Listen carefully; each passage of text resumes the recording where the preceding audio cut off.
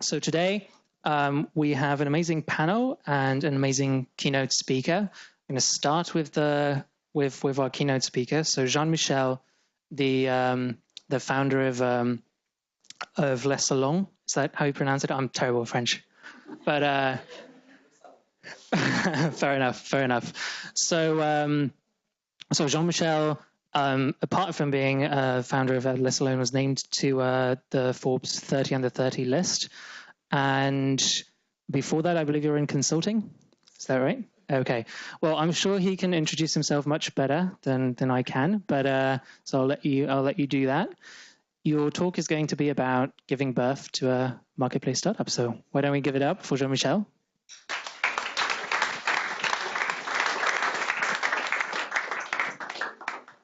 Thank you, Matt.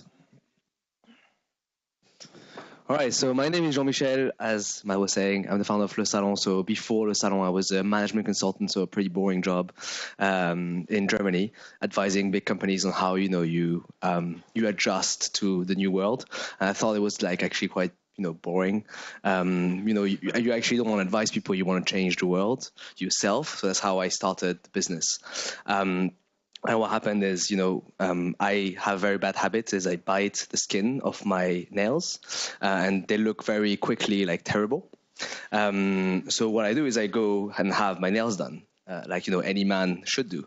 And what happens is, when you go to a salon, if you're a guy, you sit down and you're the only guy, and everyone looks at you and you're like, oh, this is a bit weird. So then I was like, okay, I'll find someone to come to my house. It's going to be less embarrassing. And, no one needs to know what I'm doing.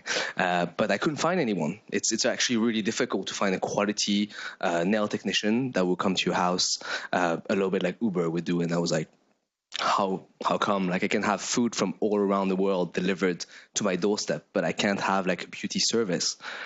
This doesn't sound right. So that's how, LeSalon came along. So that just gives you a little bit of context.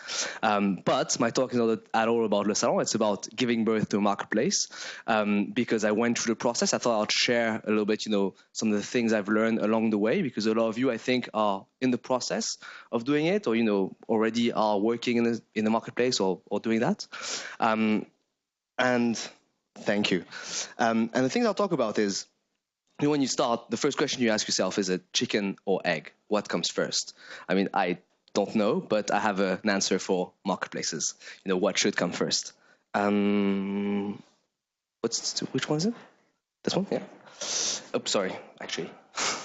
Then once you find which one you start, you have to get traction. You have to get customers, people to pay for your service, and interact on your marketplace. And then you create an experience that is so amazing that people just stay. So I think really, that's, what I'm going to talk about. Very simple things, but they seem very simple, but they're actually more complicated than it seems, just to do right.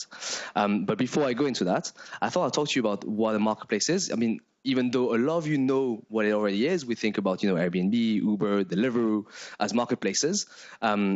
But what I did is actually stole a quote from Laura's book. Laura, who is here, she wrote a book called Platform Strategy, and it's really cool. And I thought it has a very neat definition of what a marketplace is. So it's a business creating significant value through the acquisition, matching, and connection of two or more customer groups to enable them to transact. Essentially, two sides or more to transact. When you think about it, you're like, okay, I'm going to build a business. I'm going to build a marketplace because it's so cool. But am I crazy? Isn't it difficult enough to just get one customer group? I'm going to have to get two customer groups. So why do people even do that to themselves, right? And the reason is actually that marketplaces are really cool. But why are they so cool? Is for a few different reasons. The first one is economies of scale.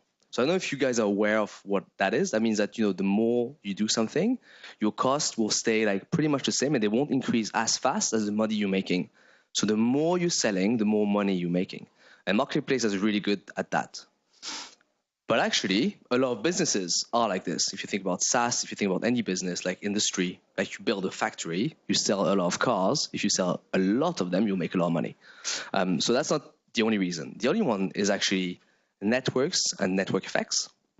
So that means that the more people you add to your platform, the more value it adds to the other people of your platform. If you think about Facebook, you have one friend on Facebook, you're not going to use the only one. But actually, if you have like 1 million friends on Facebook, then it becomes very valuable. And I think that leads to like the third point, which is the most important one about marketplaces. And that's what we all do this for, is critical mass. You reach that point where, people can interact and it almost works on its own. And the good thing about critical mass is that you're getting a little bit into like a winner takes all.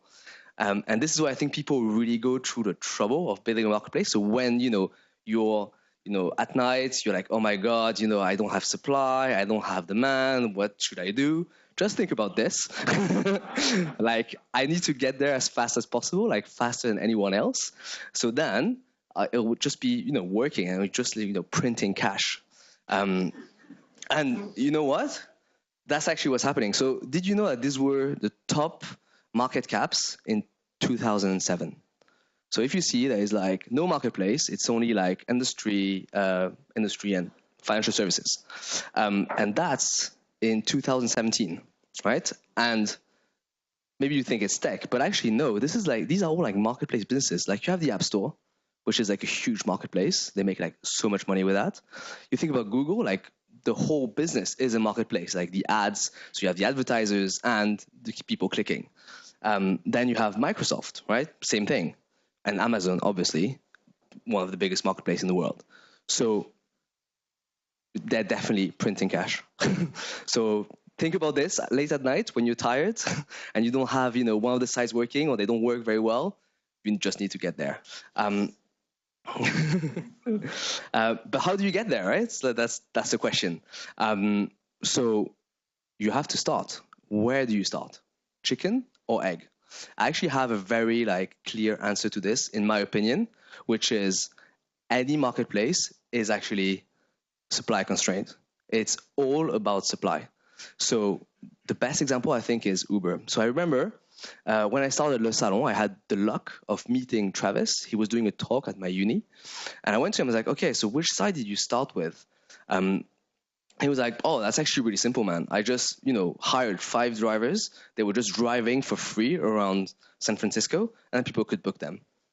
So that's how Uber just started. It's not like they didn't have this perfect marketplace. Very easy to think about this is where we're going to get to. But everyone starts, with the first step, and that's the first step. And I think there's also a very good lesson about Uber. Like they didn't build a platform, or, automated platform. It was a text, and or an SMS. So it was just like you click something. It's like it's a ping, and then they in the background run like crazy to find drivers. Right? You don't know how hard it is to find that screenshot, by the way.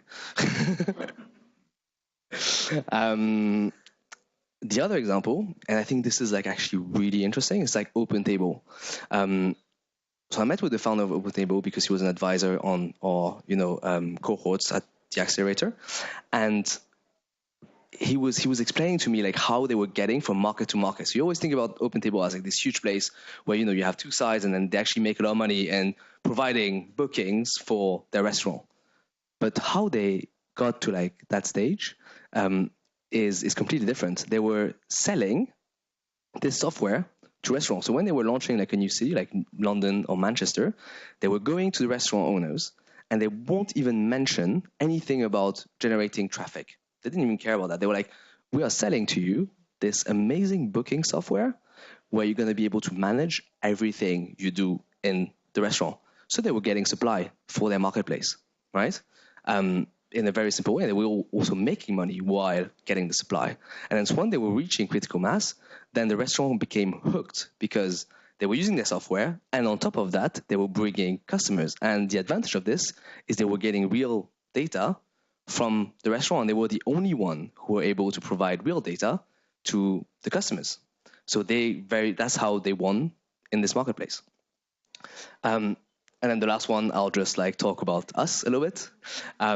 So we do exactly the same thing as Uber, right? We started you were on a shitty WordPress website and we were getting pinged an email and we were running like crazy to find someone to work for you.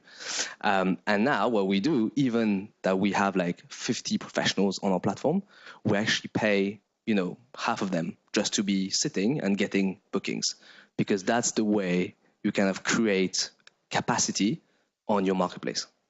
So when you start, supply first, build value for your supply, customers will come afterwards. But how do they come?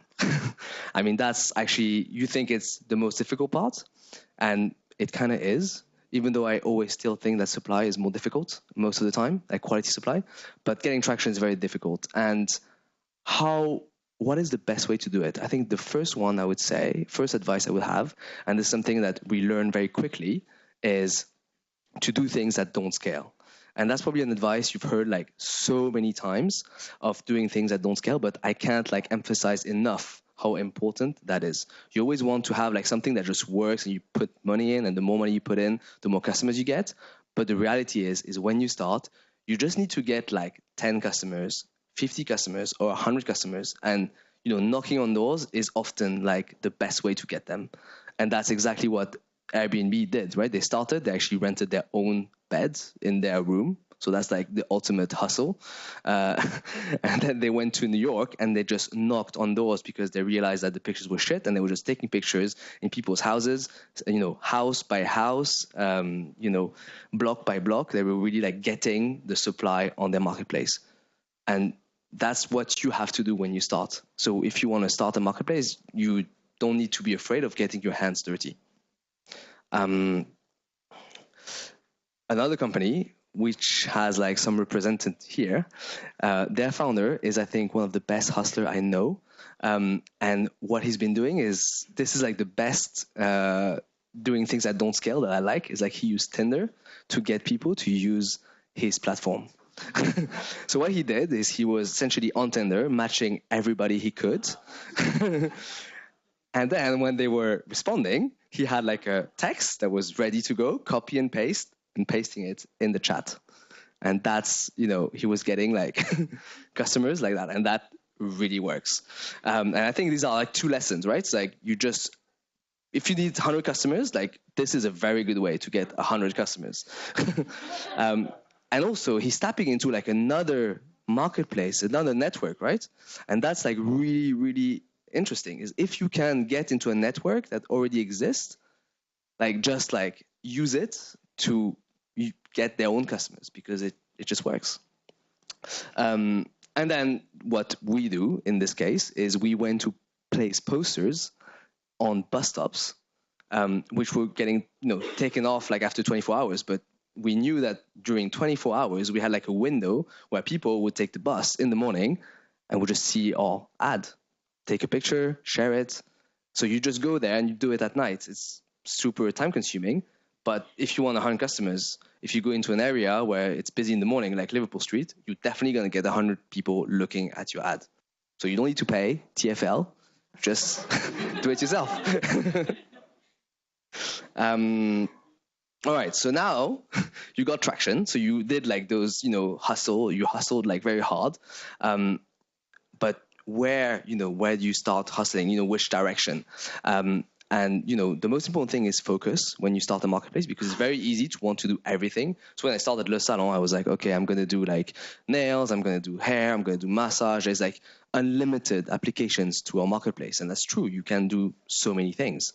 But the right way to do it is to start with the smallest niche you can find in terms of needs and location, and then you replicate it once it works. Because it's much easier to create the dynamics of a marketplace when you have less people in a very niche group than at a very large scale. I think one of the best example of this is Deliveroo. I don't know if you guys know how Deliveroo started. Is what they did is they thought their customers are busy working professionals, so time poor. Where do time poor people live the most? Probably in Kensington and Chelsea. Pretty straightforward, right? So what they did is they went to every restaurant in Kensington and Chelsea, and they just covered that area, and they didn't care about anywhere else in London. And if you ask them, they were like, yes, of course you can make a lot of money outside, But for it to really work, it needs to work on a smaller scale before you can replicate it. And I mean, where are they now, right? They're like in 20 cities all around, Europe, and it works really well. So you start, with a very small subset. You create liquidity, you create, the dynamics, and then you just scale it. I think this is also a good example. Like Uber started in 2007. It's very hard, you remember like how far along it is. Like you remember it was like PetroChina, ExxonMobil, like that were the companies. And it took them 7 years before they launched just another service. And they can do anything, right? Their logistics tech could do any logistics, and it's probably the best in the world. But it took them 7 years to do that. So they started very small. They went from city to city to city, and then they launched like another vertical. And I think the best example, the one I love the most, is Teddle. Has anyone heard of Teddle? Okay. So Teddle was a marketplace created by founders where they were like, I want essentially a place where I can find any service I want to, help me on a daily basis. So it was about driving instructors, cleaners, teachers, tutors, gardeners, anything. The idea is good, right? You're like, well, I would use something like this. But what happened is they found it very difficult to create traction because you always end up solving a gardening problem or a cleaning problem, and they're very different. It's two different businesses. You need to find new gardeners, new teachers, new tutors. They're completely different network, completely different people. So how do you talk to them? How do you make sure that your product talks to different people at the same time?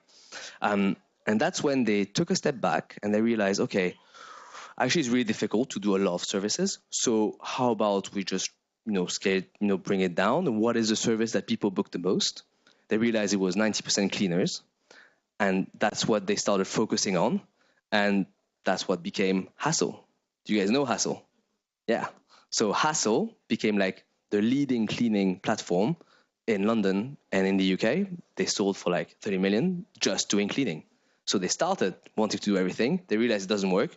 So they brought it back and actually focused on a certain location as well in London. So they really went the completely other way to make it a successful platform. And then the last one, which is the most, the one that is going to create a valuable product. You can get like supply, you can get demand, you get them to transact. But if they only do it once, you're never going to be able to succeed. What you need is a place where people transact on a regular basis and all the time. Like Deliveroo. Every time you order takeout, it's Deliveroo. Every time you order a cab, it's Uber. So how do you make your customers love you? I stole this again. I steal everything that is in this presentation, which is, I think, a very good framework to think about where does your idea sit to make sure that what you're building is actually providing value to your customers. So first of all, you have like products that for customers that don't have a problem and not looking for a solution. I mean, obviously, this is not going to work. Then you have people that don't have a problem, but are still looking for a solution. And that is what is called nice to have. So it's something that, makes your life a little bit better, but you don't really need it on a regular basis. Then you have people that have a problem and are not looking for a solution. And that's where actually most startups fail, is when they end up in this corner. Because what happens when you're there is that everyone would tell you, oh yeah, I would love to have this. I would be so cool if I had this flying, skateboard. But actually, do you really need it? Are you really going to use it? Not really.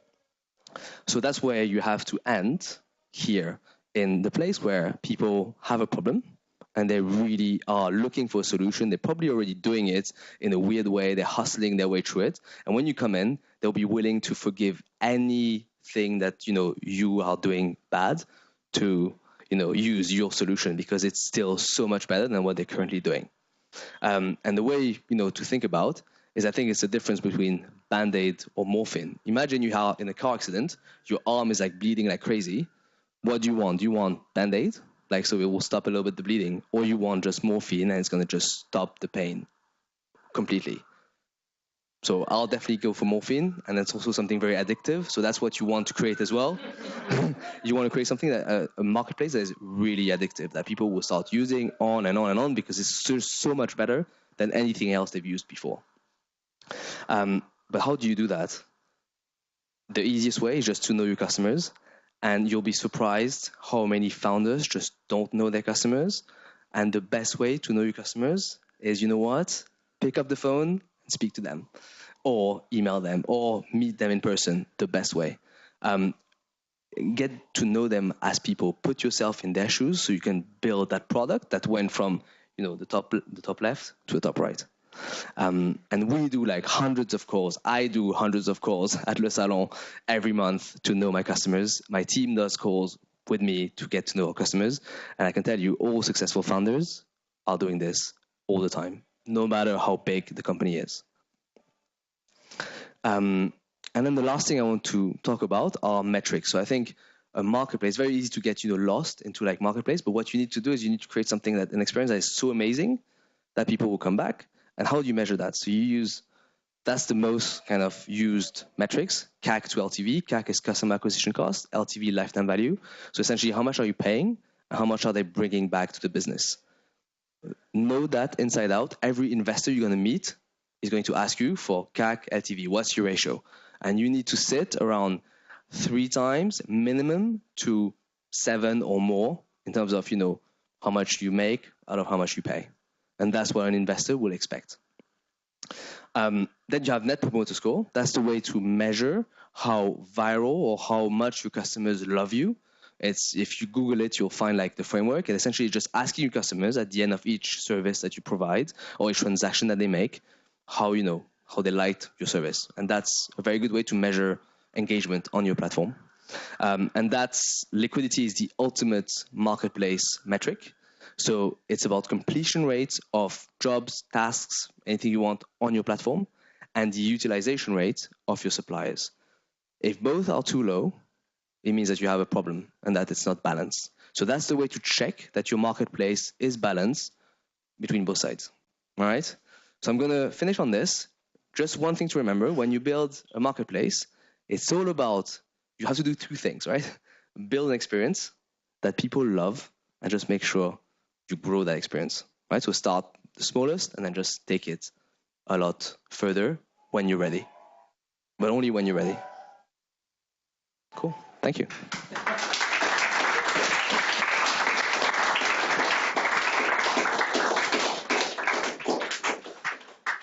I think it's question time, so yeah.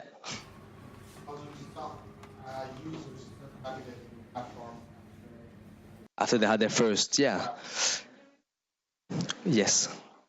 So how do you avoid, your users of your marketplace to go, offline, essentially, right? Yeah.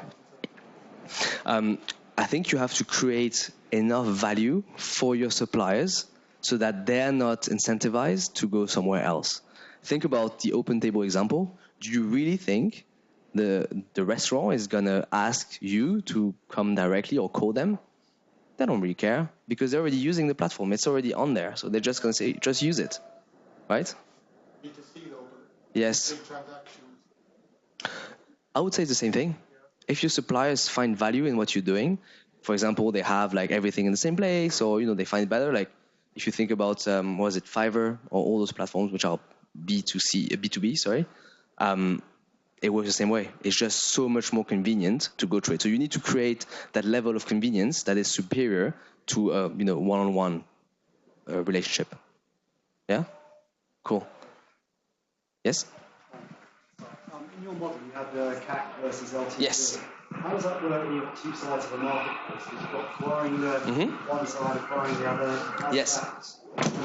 So the question is, if anyone heard, is like, how do you do CAC versus LTV for both sides? So the way I do it is because we only make money out of customers paying. So we add the CAC for the suppliers to the overall CAC. So the CAC is actually how much does it cost me to acquire customers, but as well the supplier to supply the job for them. So I go for, imagine like a supplier would do 20 jobs. Well, every 20 customers, I divide like an acquisition cost of a supplier to their acquisition cost. That make sense? Yeah? All right. So yeah, that's it. Cool. Yeah? Following on from that, how has your customer acquisition cost to lifetime value ratio changed over time?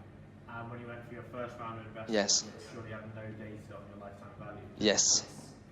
So the question is, how did the CAC to LTV ratio change over time? I think it went like this. Right, so you start. It's actually quite good because you are getting all the low-hanging fruits. You're doing a lot of free stuff, so your CAC is actually often 0, and then your LTV is obviously positive because people transact. Then it goes down because you start paying for them, so they start costing you a lot more than they should because you just don't know how to do it. And then you start getting better at it, and then you start getting data. So I would say that for us, it took us about a year to have a reliable CAC to LTV ratio that we could talk about. Does that answer the question? On the second part, how did you talk about lifetime value during your first raise? So what we did is I took like the kind of conservative way is I talked about real lifetime value because I had no idea about behavior on the platform. So I was just like, okay, how much do they pay now and how much do I make for each customer? And then investors are smart enough to understand, what that means in real terms because they've seen like hundreds of marketplaces. Yeah. Yes. How long is it, could you put kind of manual activity do you get paid? How long do you do those manual activities before you kind of stop guessing that? So how long do you do the things that you don't scale? Well, I'll be really honest with you, we still do them today. So it's been 2.5 years, we still do stuff like manually, like all the time. So yeah, the dream is to have it automated, but yeah, you can't always. So you said you're on the phone to customers every month. How do you make sure these conversations are really useful? Do you have any questions that you ask every customer? Yes. How do you get some insight? So how do you make sure that customers don't lie to you, essentially?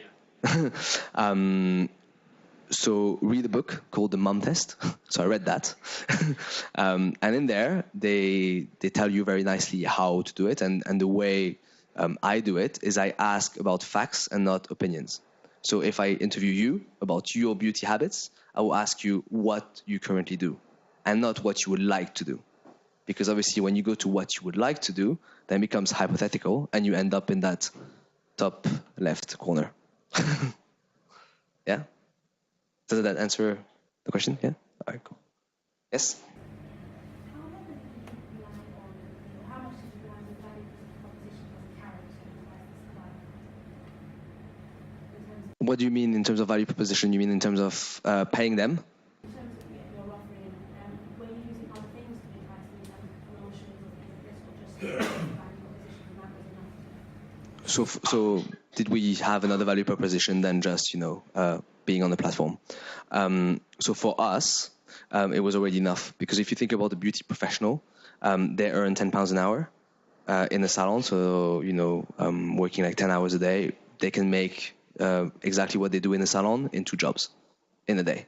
So the value proposition is actually quite straightforward. It works really well for them. They make a lot more money. We respect them. It works well. So no, we didn't have to add anything more to that. But I think it's a very good question because actually we're seeing that we didn't add enough value so that we could retain them very well. So what we're doing now is we're actually creating a lot of value for them in terms of technology so that they stick with us a lot more than they do right now. Yeah? Yeah. Hi, thanks for a nice presentation. Thank you. How do you make sure that you mentioned hustle.com and etc. And Yes. I think they're actually evolutioning towards kind of how do you, once you introduce people to each other, how do you make sure that they just don't contract outside you because it's Yes. very appealing. I came to you. So why don't they go offline? We had the question just earlier, so I'll just repeat quickly the response. Is I think you need to create enough value on the platform to ensure that both of them will want to transact on your platform. And it's very easy to do that, right? Think about Uber, drivers won't want to do it. And actually, this is about network effects. If you get to a certain point, it's actually much more valuable for you to transact on a platform than outside of it. But how do you do it before? You just provide value a little bit like what OpenTable did. Yeah? Cool. Yes. Something we're working on right now is like optimizing content.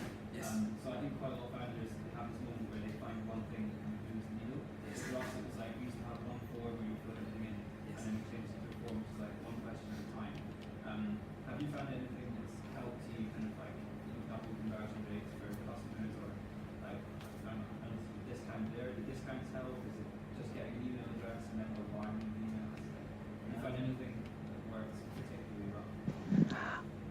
So, did we find anything that works particularly well? I think, we found a lot of small things that worked relatively well.